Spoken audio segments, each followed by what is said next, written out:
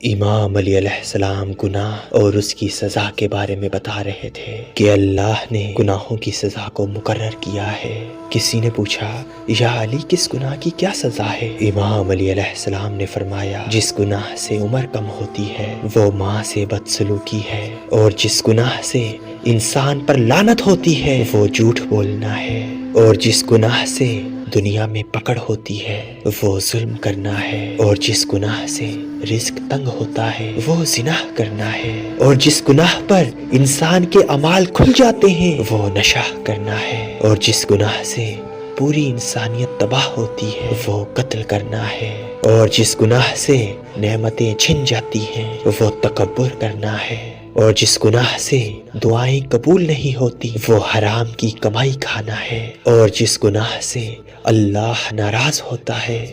وہ ماں باپ کی نافرمانی کرنا ہے۔ یاد رکھنا بعض مرتبہ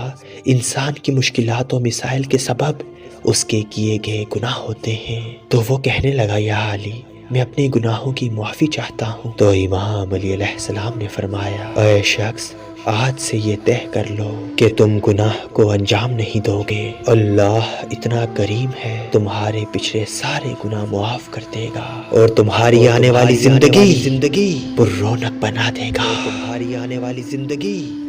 پر رونق بنا دے گا۔